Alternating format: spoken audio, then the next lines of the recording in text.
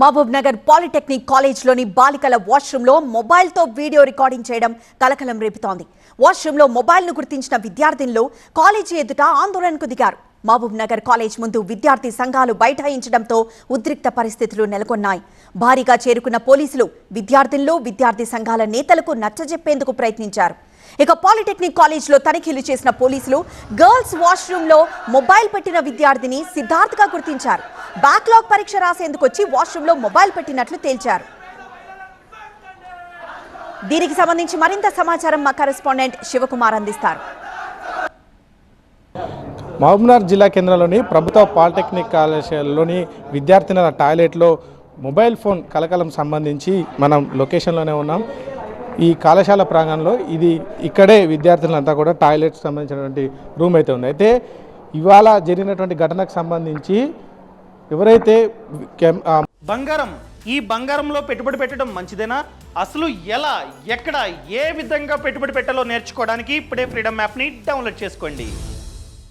Mobile phone పెట్టినటువంటి విద్యార్థి ఎవరో ఉన్నారో నక్క సిద్ధార్థ్ అనేటువంటి వ్యక్తి స్టాఫ్కి సంబంధించినటువంటి టాయిలెట్ ద్వారా ఆ పక్కనే ఉన్నటువంటి దీనికి ఈ స్టాఫ్ టాయిలెట్స్కి అటాచ్గా ఉన్నటువంటి గర్ల్స్కి సంబంధించిన టాయిలెట్కు పైన ఏదైతే మొబైల్ వీడియో కెమెరా ఆన్ చేసి పెట్టినట్టుగా అయితే చెప్తున్నారు. ఇదే గోడ మనం చూసుకోవచ్చు. ఈ గర్ల్స్ టాయిలెట్కి స్టాఫ్కు ఉన్నటువంటి టాయిలెట్స్కి మధ్యలో ఈ గోడ కొంత మేర లేకపోవడంతోనే అదే అంశాన్ని అదునుగా చేసుకొని మొబైల్ ఫోన్ని వీడియో కెమెరా ఆన్ చేసి అటువైపుగా లెన్స్ వచ్చేటట్టు పెట్టినట్టుగా అయితే విద్యార్థులు అయితే చెప్తూ ఉన్నారు. అయితే ఘటనకు సంబంధించి ఇవాళ ఉదయం ఎగ్జామ్కి వచ్చిన తర్వాత జరిగినటువంటి ఘటన అయితే ఎగ్జామ్కి వస్తున్నటువంటి సందర్భంలోనే మొబైల్ ఫోన్ను తీసుకొచ్చిన నేపథ్యంలోనే అయితే మొబైల్ ఫోన్ను దాచిపెట్టాలనే ఉద్దేశంతోనే ఈ స్టాఫ్ టాయిలెట్లోకి ఎంటర్ అయ్యి అటువైపుగా ఉన్నటువంటి గర్ల్స్ టాయిలెట్కి లెన్స్ ఆన్ చేసి పెట్టినట్టుగా అయితే చెప్తా ఉన్నారు. అయితే ఈ మొత్తం వ్యవహారానికి సంబంధించి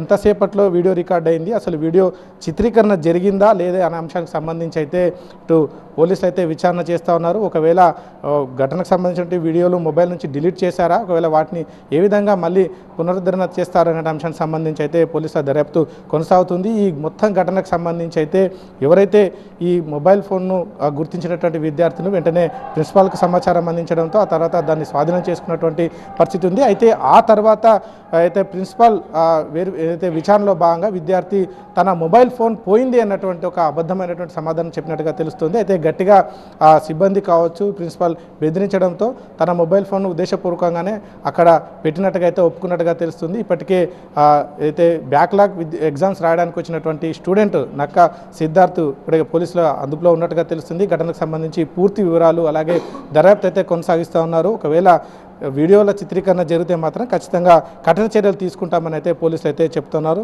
ఇది ఇక్కడ పరిస్థితి. కెమెరా పర్సన్ అంజితో శివకుమార్, TV9 మహబూబ్నగర్ జిల్లా నుంచి.